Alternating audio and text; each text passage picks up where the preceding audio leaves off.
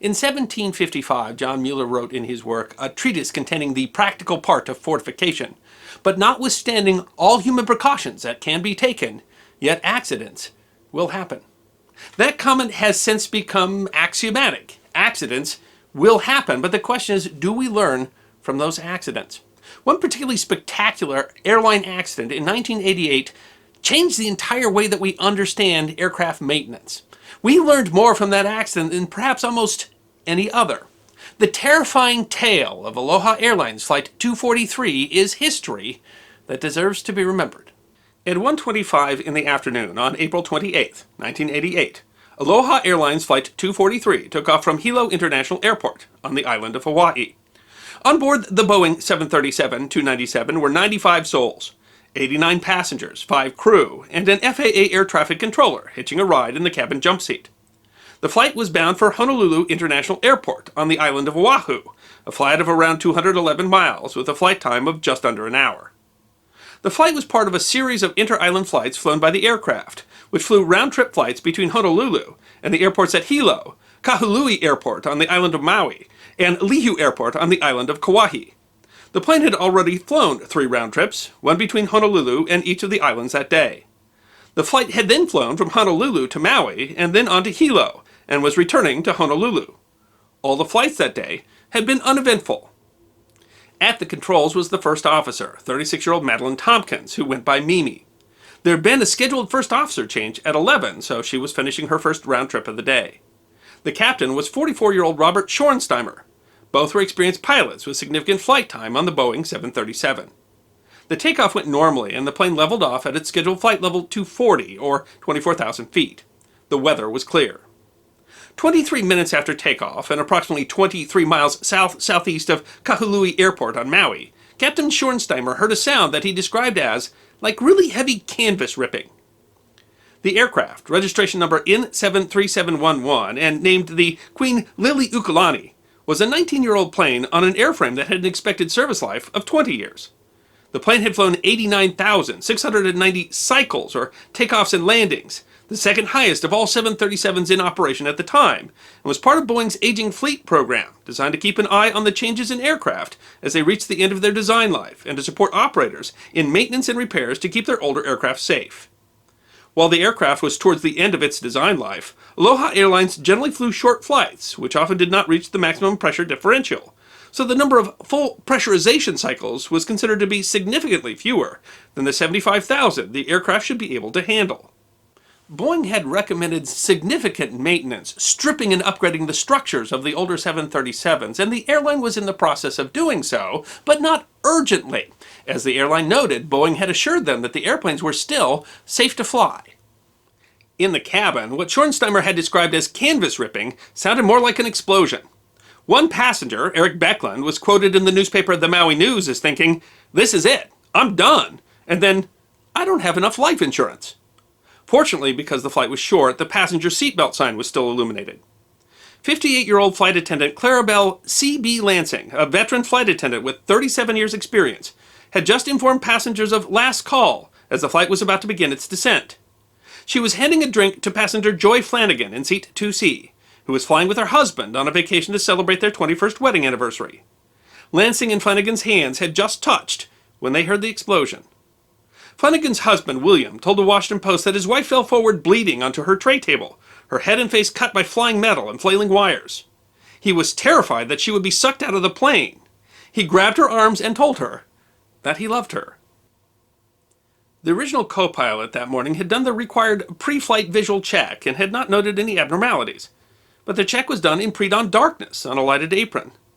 A passenger, Gail Yamamoto, later reported that she had noticed a crack in the fuselage as she was boarding at Hilo, but had not mentioned it to the flight attendants.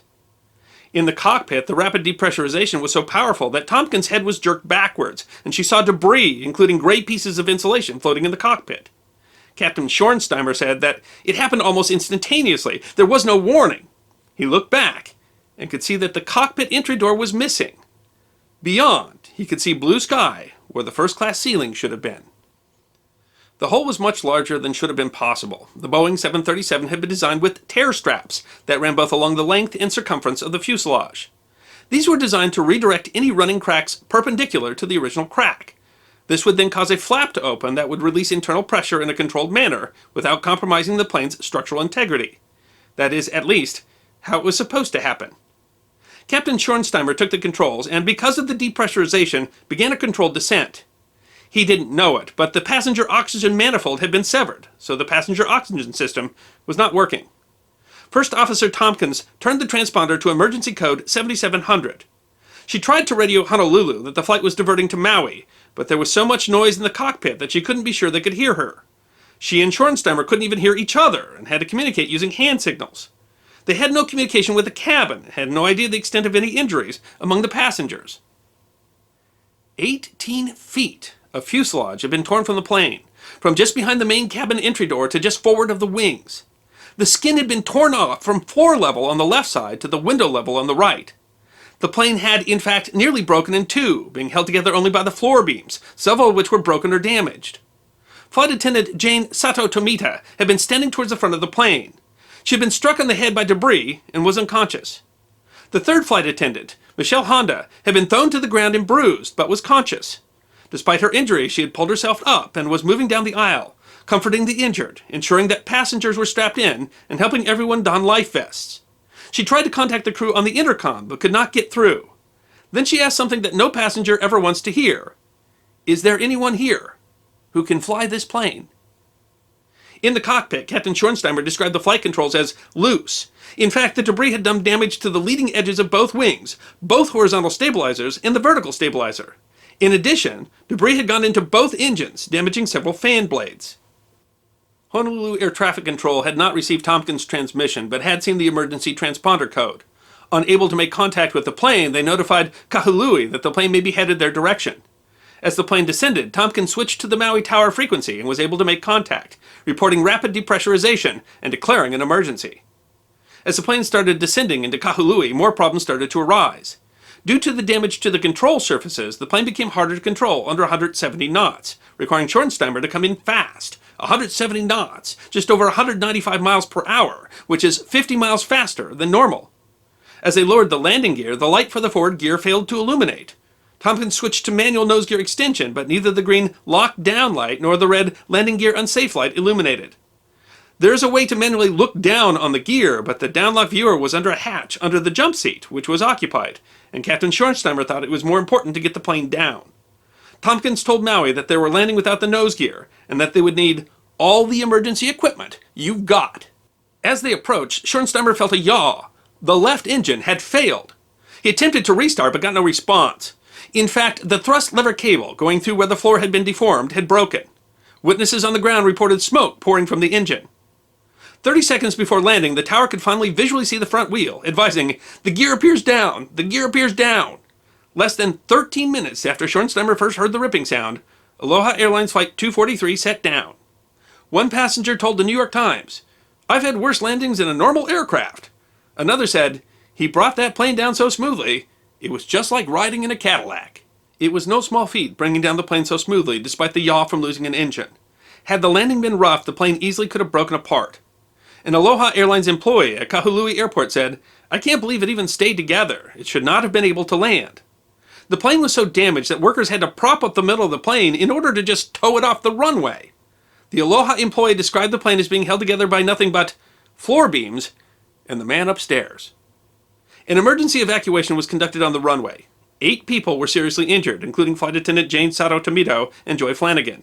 Injuries included cuts and burns from the flailing wires, and one person with a fractured skull. 57 others had more minor injuries. The ambulance service in Maui was overwhelmed. A tour company volunteered their vehicles to take people to the hospital. It was only as they did a head count that they realized that C.B. Lansing was no longer with the plane. She had been swept out of the plane with the initial depressurization. Airline employers described her as the textbook model of a good stewardess. The accident aboard Aloha Airlines Flight 243 was one of the most significant in history in terms of the way that it transformed aviation.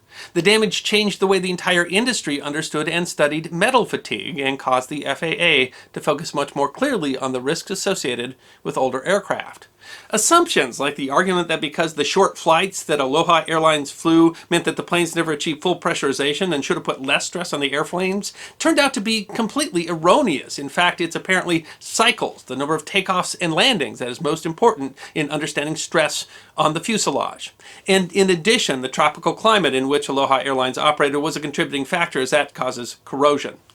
The airplane apparently suffered from something called widespread fatigue damage, or WFD, and that kept the tear straps from operating as they should. The investigation by the National Transportation Safety Board identified numerous flaws in the Aloha Airlines maintenance and inspection system, but the accident went beyond Aloha Airlines.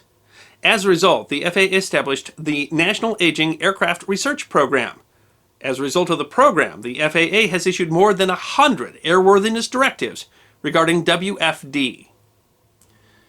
Boeing was also found to be at fault, particularly with a process called cold bonding, which was used in the construction of some early 737s and which was found to be structurally deficient and to cause panel delamination. Schornsheimer sued Boeing on a product liability claim, and both he and Tompkins received damage awards from the claim.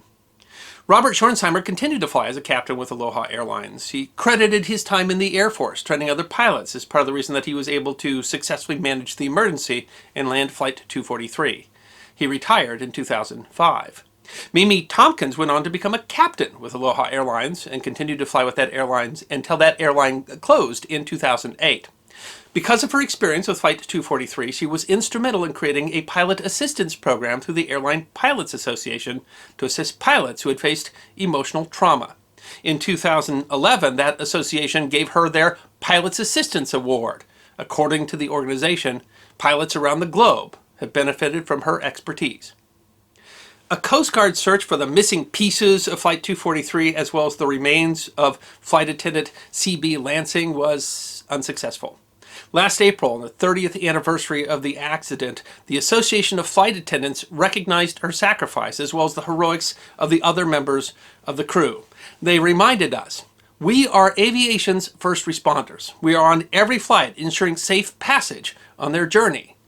When tragedy strikes, we are there to save lives. I hope you enjoyed this episode of The History Guy, short snippets of forgotten history between 10 and 15 minutes long. And if you did enjoy, please go ahead and click that thumbs up button. If you have any questions or comments or suggestions for future episodes, please write those in the comment section. I will be happy to personally respond. Be sure to follow The History Guy on Facebook, Instagram, Twitter, and check out our merchandise on teespring.com. And if you'd like more episodes on forgotten history, all you need to do is subscribe.